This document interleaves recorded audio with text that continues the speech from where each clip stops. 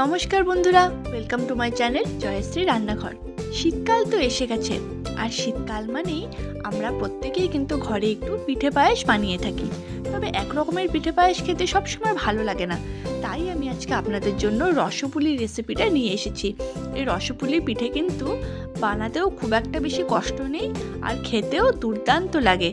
আর এই রসপুলির রেসিপিটা জানার জন্য পুরো ভিডিওটা জুড়ে আমার সঙ্গে থাকবেন আর আমাকে এইভাবে সাপোর্ট করে যাবেন। রসপুলি খুবই ইজি, তার জন্য প্রথমেই আমি একটা নারকেলকে এরকমভাবে কুড়িয়ে নিয়েছি। এই কোড়ানো নারকেলটাকে এবার আমরা একটা গ্রাইন্ডারে দিয়ে দিলাম, আর এবার সামান্য পরিমাণে একটু জল দেব, আর এবার এটাকে গ্রাইন্ড করে নেব। দেখুন, এটা কিন্তু সুন্দর মতো গ্রাইন্ড হয়ে গেছে। আর এবারে এটাকে আমরা একটা বোলে ট্রান্সফার করে নেব। আর এদিকে আমি কড়াইতে 1 চামচ মতন গাওয়া ঘি দিয়ে দিলাম, আর তাতে আধা বাটি আমি এখানে সুজি অ্যাড করলাম। আমি এখানে ছোট দানা সুজিটা ব্যবহার করলাম। যেহেতু 1 বাটি আমাদের নারকেল ছিল, সেজন্য আমি হাফ বাটি এখানে সুজি দিলাম। আর সুজিটা সামান্য একটু নাড়াচাড়া করে নিয়ে আমি অ্যাড করে দিলাম সেই পেস্ট করা নারকেলটা। আমি এখানে তার সাথে 1 বাটি চিনি অ্যাড করে দিলাম। আর এই চিনিটা অ্যাড করার পর কিন্তু এটাকে আমরা কন্টিনিউয়াস নাড়াচাড়া করতে থাকবো, যাতে নিচে লেগে না যায়। দেখুন, এটা কিন্তু এরকমভাবে নাড়াচাড়া করছি। আর চিনিটা আস্তে আস্তে যখন মেল্ট হয়ে আসবে, তখন কিন্তু জিনিসটা বেশ একটু নরম হয়ে আসবে। দেখুন, নরম হয়ে এসেছে। আর আবারও এটাকে বেশ ভালো করে আমরা নাড়াচাড়া করতে থাকবো, তা না হলে নিচে কিন্তু লেগে যাবে। দেখুন, এই জিনিসটা আমাদের বেশ কিন্তু নাড়ু নাড়ু হয়ে গেছে। এবারে এই পরিস্থিতিতে এটাকে আমরা নামিয়ে নেব। দেখুন, পাকটা সুন্দর হয়েছে। এবারে এটাকে গরম থাকা অবস্থাতেই আমাদের ছোট ছোট করে বলস বানাতে হবে। এটা কিন্তু ঠান্ডা হয়ে গেলে জিনিসটা শক্ত হয়ে যাবে, সেজন্য গরম অবস্থাতেই যখন নরম থাকবে তখন এরমভাবে ছোট ছোট করে আমরা বল করে নেব। বলগুলো কিন্তু ফাটবে না যদি পাকটা খুব সুন্দর হয়। দেখুন, এটা কিন্তু আমাদের ফাটছে না।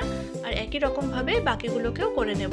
খুবই ইজি। এই দেখুন, এরকমভাবে আপনারা চাইলে একটু লম্বাটে শেপও দিতে পারেন, বাট আমি গোল গোল শেপই করলাম। আর সবগুলোকেই এভাবে করে নিলাম। এবারে আমি একটা বাটিতে নিলাম খেজুর গুড়, যেটা ঠান্ডাতে মেইন ইনগ্রিডিয়েন্টস। আর এতে দিয়ে দিলাম সামান্য পরিমাণে একটু গরম দুধ। এবারে গুড়টা কিন্তু আমরা একটু গলতে দেব। গুড়টা গলে যাওয়ার পর দুধের কালারটা হালকা একটু চেঞ্জ হবে। আর ঠান্ডার দিনে যে কোনো মিষ্টি আইটেমে খেজুর গুড় অ্যাড করলে কিন্তু স্বাদ পুরো দ্বিগুণ হয়ে যায়। আর এদিকে আমি 1 লিটার দুধ এরকমভাবে ফুটতে দিলাম। আর এবারে এটাকে আমরা কন্টিনিউয়াস নাড়াচাড়া করতে থাকবো, যাতে দুধটা নিচে লেগে না যায়। যখন দুধটা ফুটে যাবে তখন আমরা এটাকে মিডিয়াম ফ্লেম করে দেবো, আর এটাকে আবারও নাড়াচাড়া করব। এবারে উপর থেকে সামান্য কয়েকটা এলাচ দিয়ে দিলাম, আর এটাকে নাড়াচাড়া করতে থাকবো।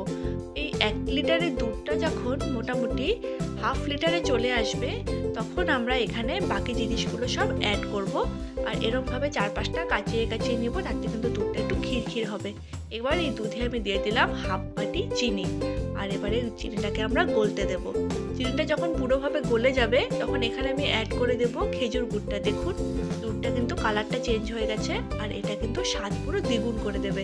খেজুর গুড়টা দেওয়ার পরে আবারও আমরা এটাকে নাড়াচাড়া করব। যখন দুধটা ফুটে উঠবে, তখন যে আমরা নারকেলের বলসগুলো রেডি করে রেখেছিলাম, সেগুলো সব একে একে দিয়ে দেবো।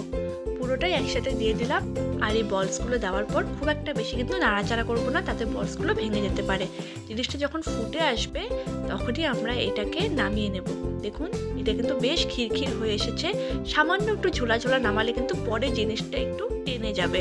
আর এই পরিস্থিতিতেই নামিয়ে ঠান্ডা ঠান্ডা সার্ভ করুন রসপুলি। দেখলেন তো কত ইজি ওয়েতেই বাড়িতে বানিয়ে নেওয়া যেতে পারে। আপনারাও বাড়িতে ট্রাই করুন, নিজেরা খান, আর এই শীতে সবাইকে করে খাওয়ান। সবাই কেমন বললো সেটা আমাকে অবশ্যই কমেন্টে জানাবেন। যদি প্রথমবার আমার ভিডিও দেখছেন, তাহলে আমার চ্যানেলে অবশ্যই সাবস্ক্রাইব করবেন আরও নতুন নতুন ভিডিও দেখার জন্য। আর যদি আমার ভিডিওটি আপনাদের ভালো লেগে থাকে, তাহলে পরিচিত সবার সাথে শেয়ার করবেন। আর যারা রসপুলি বা পিঠে পায়েস খেতে ভালোবাসেন, তাদের সাথে তো অবশ্যই শেয়ার করবেন। পুরো ভিডিওটা জুড়ে আমার সঙ্গে থাকার জন্য আপনাদের অসংখ্য ধন্যবাদ।